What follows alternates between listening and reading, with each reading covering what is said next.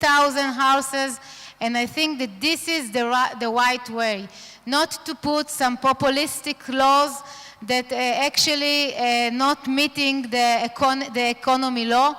We need to increase the supply and also to do מחיר מטרה. I don't know if you know, target price, yeah. This is what he did as well. And target price with increasing the supply, I hope in a year or two we'll solve this problem, because it's definitely the most severe issue that there is in the Israeli economy. Mr. Perry, you have a minute to respond. I actually think the answer to the question that MK Shaked brought up is actually found in this week's parasha. Today we read again about the details of the Mishkan. Why do we read about the details of the Mishkan when we read about them a few parashiot ago? And a lot of our sources tell us something very, very, very clever, I think even. First of all, you put the principles down, the theoretical principles. And then once you actually have the points that you're talking about, the Mishkan, then you have to put them into action. For 66 years, we had the principle, we had the theory of the death sentence. Now it's time to put it into practice, and we're going to take the decision-making out of the judge's hand, because it's one of many options that they have, and give them one option. For a vicious and heinous mass murder of Jews, there is only one option, the death penalty. That is not the current state of affairs today. Okay, thank you. Now, MK Shai, please tell us about Zionist Union's plan for the cost of living and housing.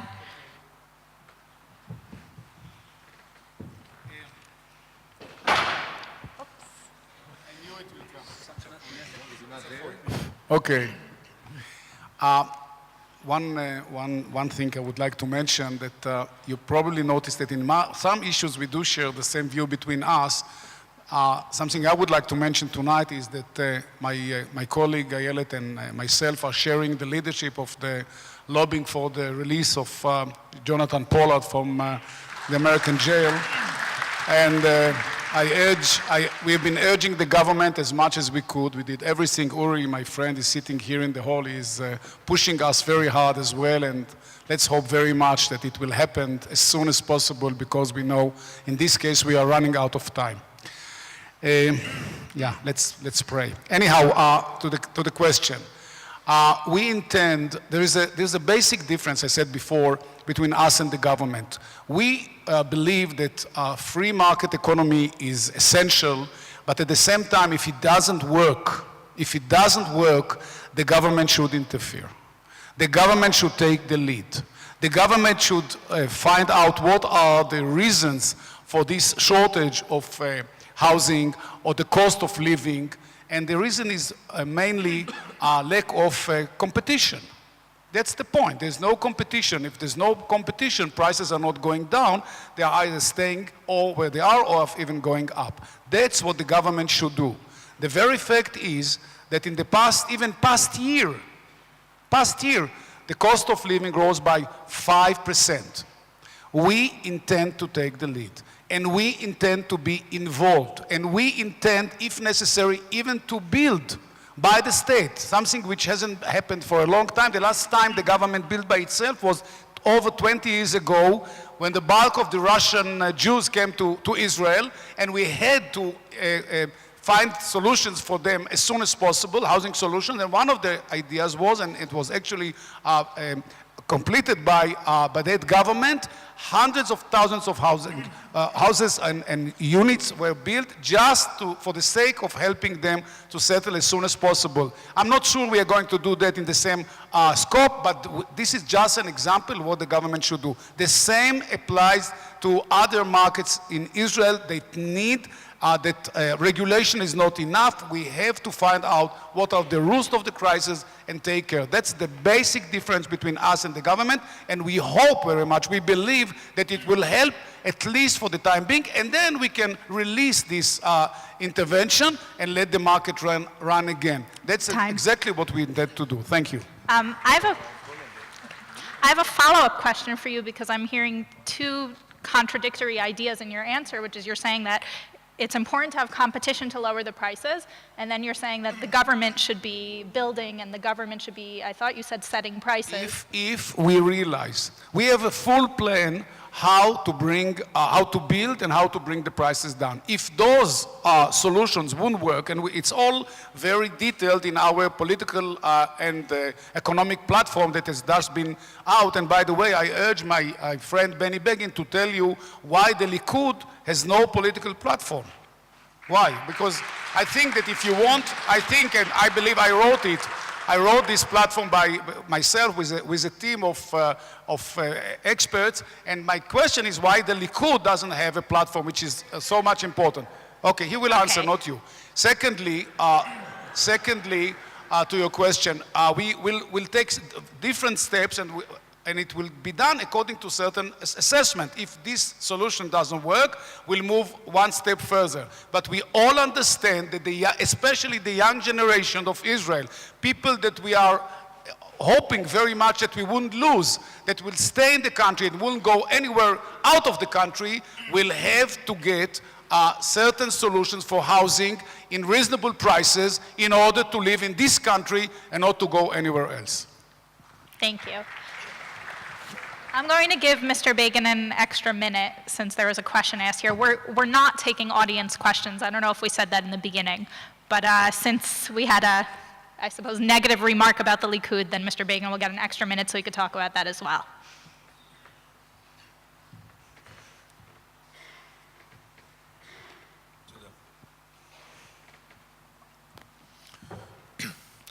Platforms are important. Platforms may be important, but they are a song for the future.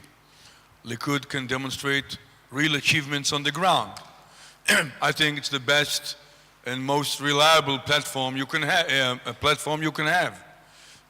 And this issue, I think, shows you clearly the difference between image, propaganda, and facts on the ground. I'll give you several examples. People tell me that you don't take statistics with you to the grocery store. But statistics are important, the numbers are important. People take for granted the fact that unemployment rate here in Israel is one of the lowest in the Western countries, say about 5.2%. Please note, each percent point of unemployment represents 32,000 people employed or unemployed. Had it been 6%, still low, even 7%, still not high, it would mean an addition of 30 or 60,000 people unemployed, but people take it for granted that unemployment rate is so low. Price index went down in the year 2014. People don't know it, people don't care. People say, well, but I have a difficulty going to the grocery store and pay the check for whatever I bought there. Here's another achievement, very important from not only the economic but the social point of view. A great decision pushed by Prime Minister Netanyahu when I served in his cabinet, which is to transfer army camps from the central part of the country to the Negev. We allocated at the time about 18 or 19 billion shekels for that. This is not a dream, it's being realized right now. Some camps are already constructed, more are to come. Some of them represent the most advanced, high-tech issues tackled by army units. They're going to draw with them high-tech computer whizzes from Herzliya and Kfar Saba. The Negev is going to have totally different face within 8 or 10 years. Yes, it takes time. Unemployment rate there is going to decrease drastically, dramatically. More jobs are going to be created. And last but not least, they are going to evacuate some areas in the central part of the country in the main areas of demand in order to afford more and more areas for the construction of new apartments. Your time is up. Let me agree in a minute. In Less than a 20 minute, seconds. please. In 20 seconds. I do agree with Ayelet here that Uri Ariel is doing a great job as the Minister of Housing. Please.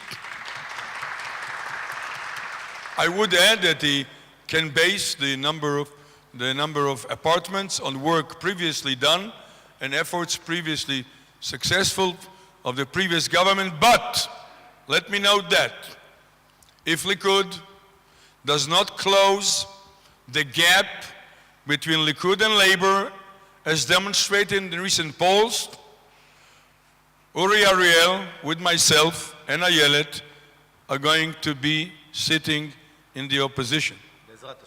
Please note, this is a must.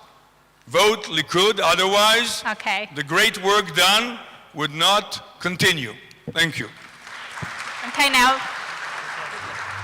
we have Ambassador Oren from a party that was founded for this express Before you purpose. start my clock, just a word about, I fully support what Nachman said and Ayelet's efforts on behalf of Jonathan Pollard. I was the last Israeli official to visit Jonathan in prison. You don't want to do this. It's terribly traumatic, and we have to do everything in our possible. It's not right, it's not left. We have to get Jonathan home. But having said that, this election is not about right and left. It is about existential issues. But it's not about the Iranian nuclear threat. It's not about terror. It's not even about the Palestinian issue. You talk about statistics, Benny. Overwhelming statistics of the state of Israel show that Israelis believe that the greatest threats to this country are the social gaps and the high price of housing, the high price of food, the high cost of living. Simple. We talk about social gaps that are among the largest in the world. I hear everyone talk about how wonderful the Israeli economy is. I wonder if we're living in the same state.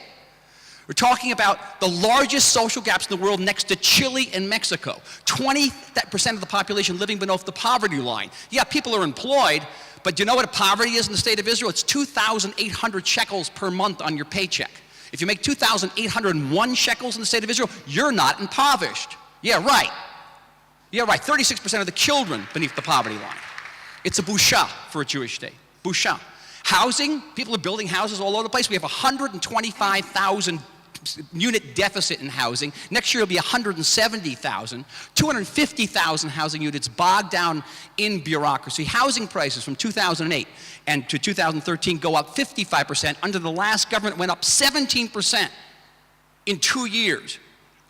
Rents 80% in the central part of the country. Who can live here? And people are earning exactly the same amount of money. You are talking about an existential threat, and there's only one way to address the existential threat. That is by going at the root cause, not by cutting off VAT, not by building in the middle of the Negev where there's no infrastructure, no jobs. Only one way, and it's to break up the monopoly of the Israel Land Authority, which is a state monopoly. It's to break up the monopoly over the banks, which charge an average of 3,000 shekels per year for an Israeli family. That's a month's salary for a lot of people. On charges and commissions that you would never pay in the United States. Now, you pay money to deposit a check in your bank here. You pay money to take it out. It's crazy. There are 2 credit card slickers in this country. All the banks control your credit cards. Only one party is coming out with a platform that is talking about dismantling the monopolies. That's what it's about. One party. And you're all going to shake your heads, but I haven't seen anybody else touch a monopoly here in the last 2 years. None. They're all there. They're all exactly the same place. Have you touched a bank?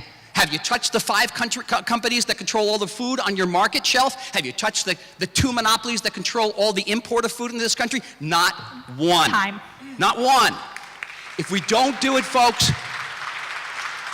that is the existential threat facing this country. This party, Kulanu Party, is here to make sure you stay here.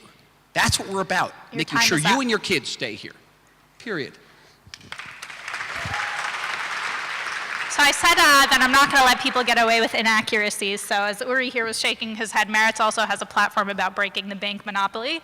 And Naftali Bennett has been working on breaking other monopolies. Concrete, I believe, was one of them. And I'm sure other parties have things to say about that, but we will move on to... Food prices went down 3.6% because people can't afford to buy food, not because no one broke up the monopoly.